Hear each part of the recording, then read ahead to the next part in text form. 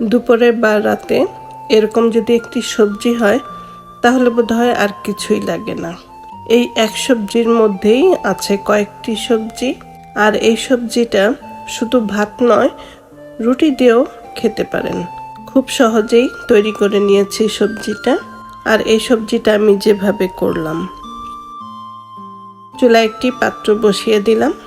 এরপরে দিয়ে দিলাম 2 থেকে 3 টেবিল চামচের মতো সরিষার তেল, এবং এই তেলের মধ্যে দিয়ে দিলাম 1 চা চামচ 5 ফোড়ন, আর দিয়ে দিব 2টো শুকনো মরিচ। তো শুকনো মরিচ দুটো আমি কেটে ছোট করে দিচ্ছি। তো 5 ফোড়ন এবং মরিচটা একটু ভেজে নিয়ে এরপরে দিয়ে দিব পেঁয়াজ কুচি।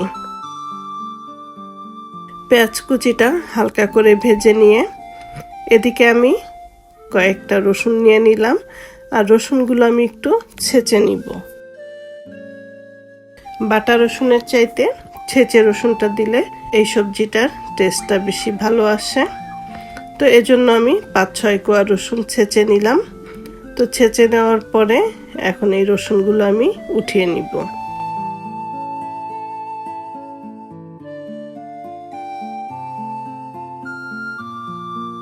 তো পেঁয়াজটা ভাজা হয়ে গেছে। এখন এই পেঁয়াজের মধ্যে আমি ছেঁচে রাখা রসুনগুলো দিয়ে দিব, আর কিছুক্ষণ রসুনটা ভেজে নিব যাতে রসুনের যে গন্ধটা সেটা চলে যায়। তো রসুন আর পেঁয়াজ একসাথে ভেজে নিচ্ছি। ভেজে নেওয়ার পরে এরপরে দিয়ে দিব মটরশুঁটি, আর দিয়ে দিলাম টমেটো কুচি। তো টমেটো কুচি, মটরশুঁটি এগুলো পেঁয়াজ রসুনের সাথে কিছুক্ষণ আমি কষিয়ে নিব।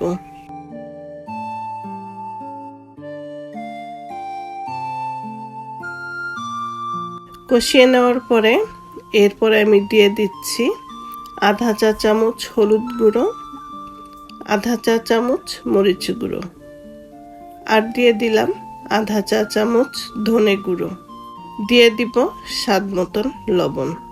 তো সবগুলো মশলা দেওয়ার পরে এখন নেড়ে চেড়ে আবার কিছুক্ষণ মশলাটা আমি কষিয়ে নিব। আর এই পর্যায়ে পানি দেওয়ার দরকার নেই, কারণ এই টমেটো থেকেই পানিটা বের হবে। সেই পানিটা দিয়েই মশলাটা কষানো হয়ে যাবে। তো নেড়ে চেড়ে মশলাটা কষিয়ে নিব। তো মশলাটা কষানো হয়ে গেলে এরপরে এখানে আমি 1 কাপের মতন মসুরের ডাল ধুয়ে রেখেছিলাম। এখন এই মসুরের ডালটা এই মটরশুঁটি এবং টমেটোর সাথে ভেজে নিব। এতে ডালের যে কাঁচা গন্ধটা থাকবে সেটা চলে যাবে। তো মিনিট খানিক ভেজে নেওয়ার পরে এরপরে আমি দিয়ে দিব পাতাকপি বা বাঁধাকপি, যেটাই বলেন। তো এটাও ধুয়ে কুচি করে নিয়েছি। তো পাতাকপিটা দিয়ে এখন এই ডালের সাথে নেড়ে চেড়ে একটু ভেজে নিব। এরপরে দিয়ে দিব গরম পানি, 2 কাপের মতন গরম পানি। পানিটা যার যার আন্দাজ অনুযায়ী দিবেন, যে কতটুকু পানি দিলে ডাল এবং পাতাকপি সেদ্ধ হবে, ওই পরিমাণে পানিটা দিয়ে নেবেন। তো এখন ঢেকে এটা আমি রান্না করে নিব।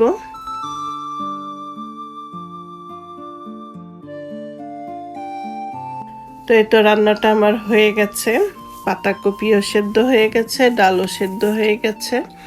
এই পর্যায়ে আমি দিয়ে দিলাম কয়েকটা কাঁচামরিচ, আর দিয়ে দিচ্ছি ফ্রেশ ধনেপাতা কুচি। তো ধনেপাতা কুচি এবং মরিচটা এই সবজির সাথে মিশিয়ে দিব। মিশিয়ে দিয়ে ঢেকে আর 1 মিনিট রান্না করব, এবং 1 মিনিট পরে দেখাচ্ছি এই সবজিটা কেমন হলো। তো দেখতে পাচ্ছেন সবজিটা কত লোভনীয় হয়েছে।